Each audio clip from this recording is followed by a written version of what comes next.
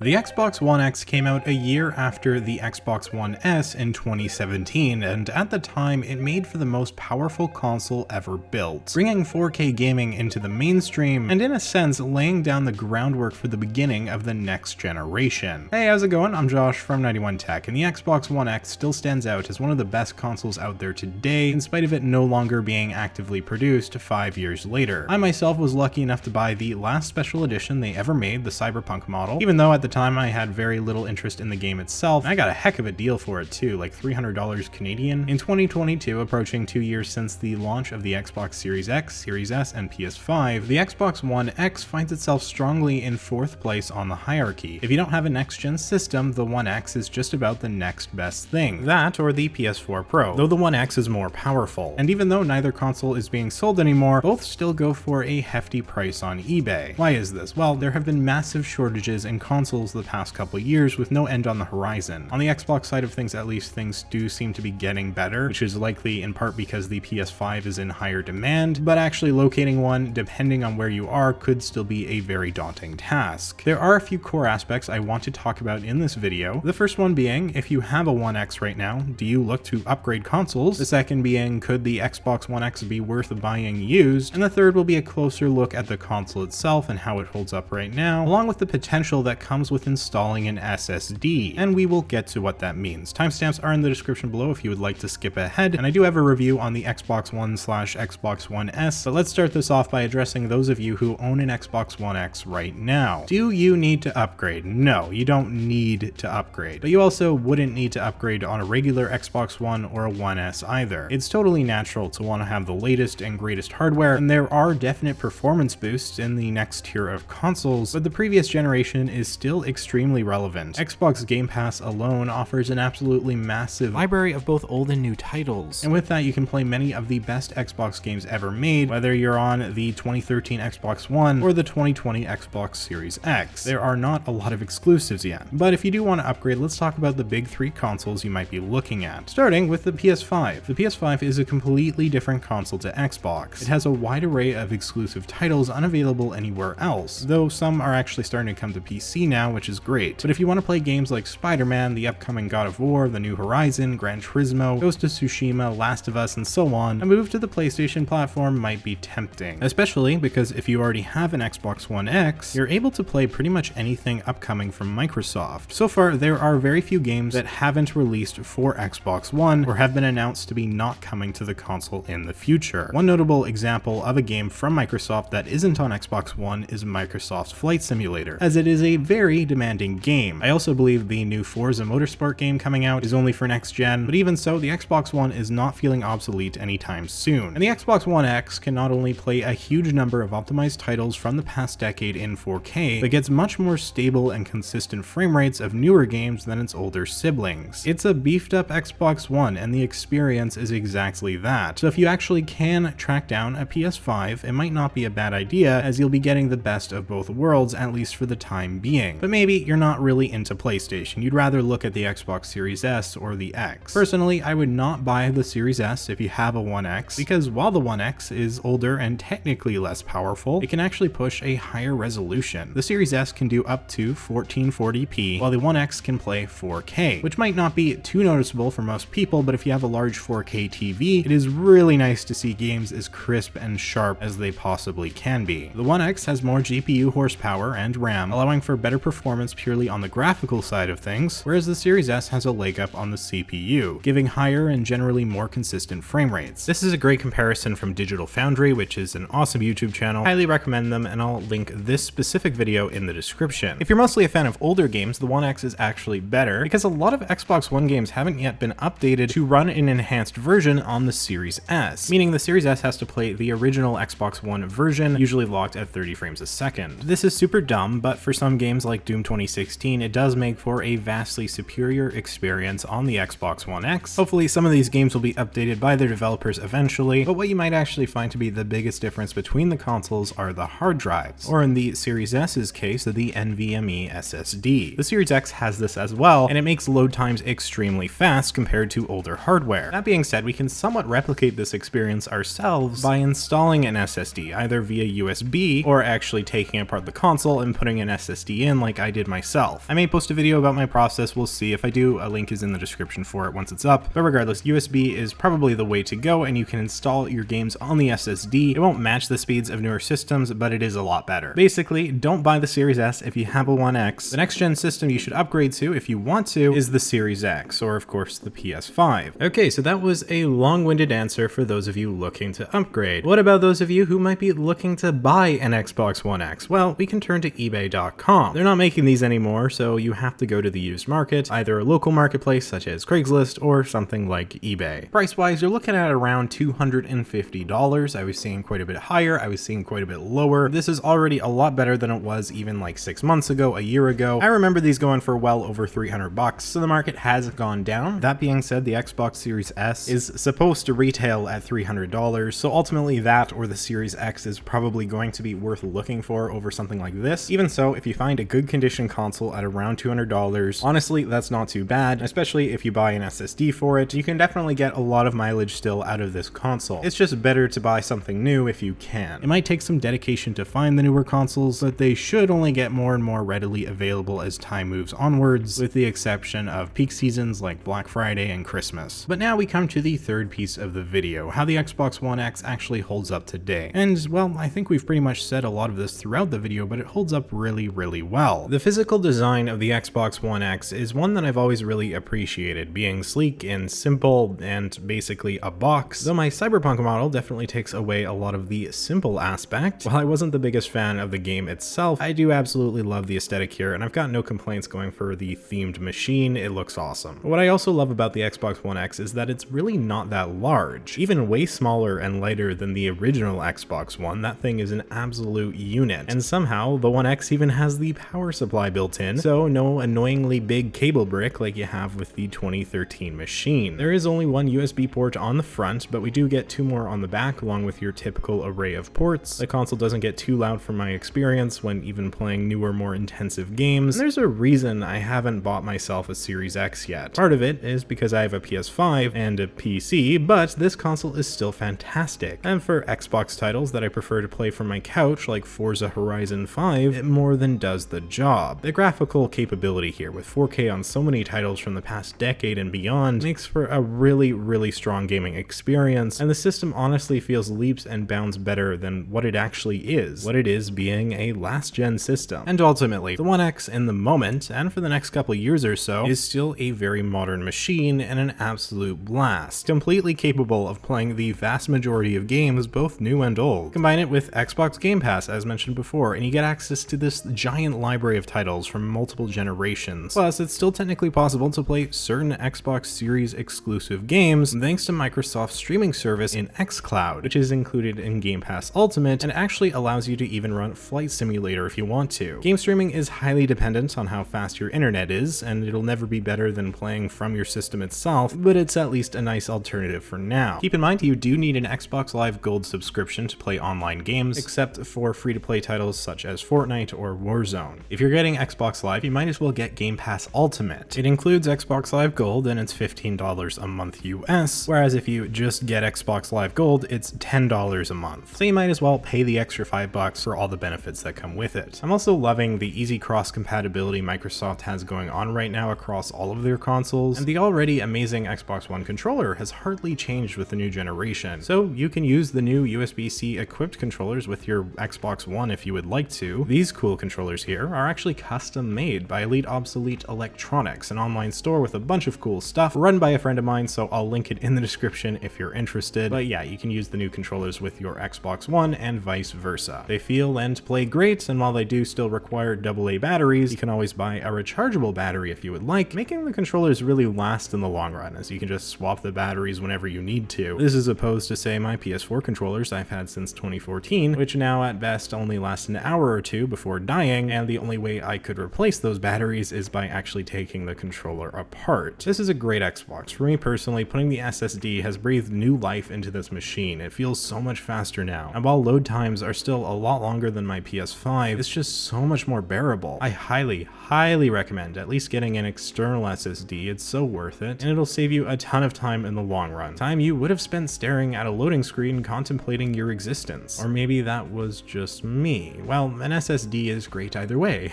There's not a whole lot to say about the Xbox One X 5 years later that hasn't already been said. It's a great console that's been helped by the slow start of the new generation, and it should remain in a good place over the next couple years. You're in a great position if you currently have a One X, and while a Series X would be a nice upgrade, it's by no means necessary just yet. So with that, I think I'm right about done here. If you found the video helpful or interesting, maybe hit that like button and consider subscribing for more content just like this. For those of you still using the One X, definitely let me know how it's going for you in the comments down below. Curious to hear your thoughts here. It's an interesting state of affairs we find ourselves in with the current generation of gaming, that's for sure. But for now, thank you so much for watching. I'm Josh from 91 Tech, and I will see you all next time.